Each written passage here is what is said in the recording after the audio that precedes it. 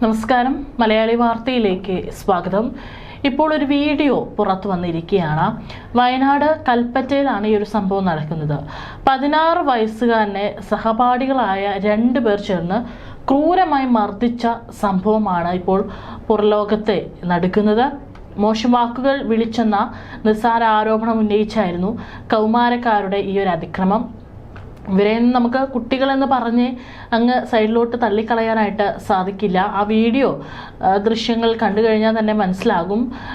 അതിക്രൂരമായിട്ടാണ് മർദ്ദിക്കുന്നത്. കയ്യിൽ കിട്ടിയതെല്ലാം എടുത്ത് ആ കുഞ്ഞിനെ, 16 വയസ്സുള്ള എല്ലാവരും സമപ്രായക്കാർ തന്നെയായിരിക്കണം, ആ പയ്യനെ ഇവർ തല്ലി ചതക്കുകയാണ്. ഷൂസ് കൊണ്ടും വടി കൊണ്ടും ഒക്കെ തന്നെ തല്ലി ചതയ്ക്കുന്നുണ്ട്. മർദ്ദനത്തിന്റെ ദൃശ്യങ്ങൾ സാമൂഹിക മാധ്യമങ്ങളിൽ പ്രചരിച്ചതോടെയാണ് സംഭവം പോലീസിന്റെ ശ്രദ്ധയിൽപ്പെട്ടത്. കഴിഞ്ഞ ബുധനാഴ്ച കൽപ്പറ്റ മെസ് ഹൗസ് റോഡിന് സമീപത്ത് വെച്ചായിരുന്നു സംഭവം. 17 വയസ്സുകാരായ 2 വിദ്യാർത്ഥികൾ ചേർന്നാണ് 16 വയസ്സുകാരനെ ഇത്തരത്തിൽ വളഞ്ഞിട്ട് ആക്രമിച്ചത്. ആക്രമണത്തിനിടെ തടയാൻ ശ്രമിച്ച മറ്റൊരാൾ അടിച്ചത് മതി എന്ന് വിളിച്ചു പറയുന്നുണ്ടായിരുന്നെങ്കിലും അക്രമി സംഘം അത് കേൾക്കാൻ തയ്യാറായില്ല. അതായത് വീഡിയോ എടുക്കുന്ന ഒരു വിദ്യാർത്ഥി അവിടെ നിന്നിട്ട് മതിയടാ, മതി നിർത്ത്, കലിപ്പാകും എന്നൊക്കെ പറയുന്നുണ്ട്. പക്ഷെ അടിച്ചുകൊണ്ടിരിക്കുന്നവർ അത് നിർത്താതെ തന്നെ വീണ്ടും തുടർച്ചയായി അടിച്ചുകൊണ്ടിരിക്കുകയായിരുന്നു.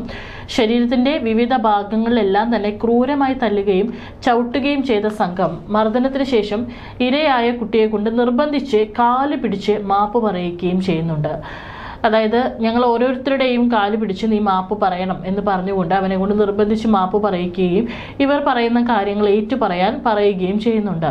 ഈ ദൃശ്യങ്ങളെല്ലാം തന്നെ സംഘത്തിലുണ്ടായിരുന്നവർ മൊബൈലിൽ പകർത്തുകയായിരുന്നു. വീട്ടിൽ പറഞ്ഞാൽ വീണ്ടും ഉപദ്രവിക്കുമെന്ന പേടി കാരണം മർദ്ദനമേറ്റ വിദ്യാർത്ഥി വിവരം രക്ഷിതാക്കളിൽ നിന്ന് മറച്ചു വെച്ചിരുന്നു. എന്നാൽ സംഭവത്തിന്റെ വീഡിയോ വ്യാപകമായി പ്രചരിച്ചതോടെ കൽപ്പറ്റ പോലീസ് സ്വമേധയെ ഇടപെടുകയായിരുന്നു. ദൃശ്യങ്ങൾ പരിശോധിച്ച് കുട്ടിയെയും കുടുംബത്തെയും തിരിച്ചറിഞ്ഞ പോലീസ് രക്ഷിതാക്കളെ സ്റ്റേഷനിലേക്ക് വിളിച്ചു വരുത്തി.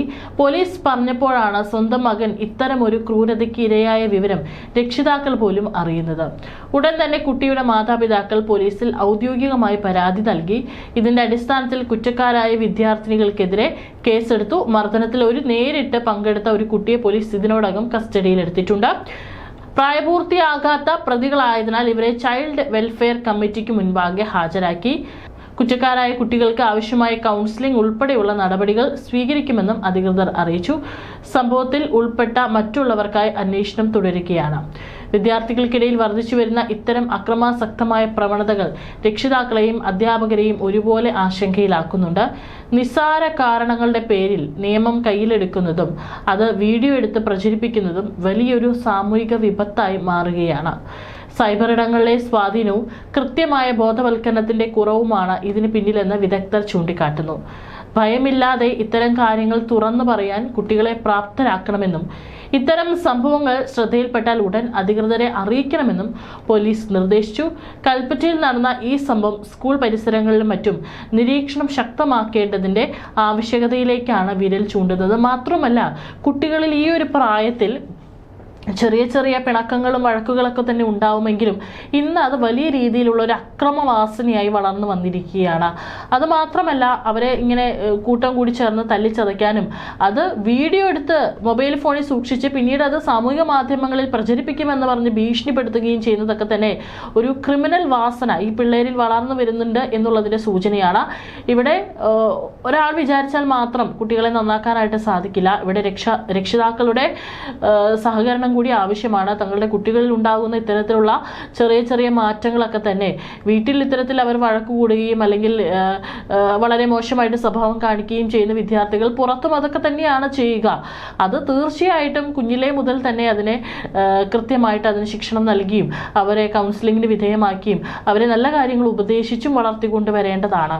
അല്ലെങ്കിൽ ഈ പറയുന്ന വിദ്യാർത്ഥികളൊക്കെ തന്നെ ഇത്രയും കുറ്റവാസനയുള്ള, ഒരു ധൈര്യമില്ലാതെ സ്വന്തം ഒരു തന്നേക്കാൾ ഇളയ ഒരു കുട്ടിയെയാണ് ഇത്തരത്തിൽ അവർ അതിക്രൂരമായി മർദ്ദിക്കുന്നത്. ഇവരൊക്കെ വലുതായി കഴിഞ്ഞാൽ എന്തായിരിക്കും അവസ്ഥ എന്നതുകൂടി നമ്മളിവിടെ ചിന്തിക്കേണ്ടിയിരിക്കുന്നു.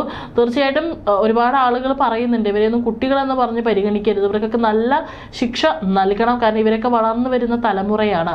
ഇവരൊക്കെ ഇനി വലുതായി സമൂഹത്തിലേക്ക് ഇറങ്ങുമ്പോൾ ഇതിനും വലിയ അക്രമം നടത്താനുള്ള സാധ്യതയുണ്ട് എന്നുള്ളത്. തീർച്ചയായിട്ടും അതിനുള്ള എല്ലാ സാധ്യതയുണ്ട്.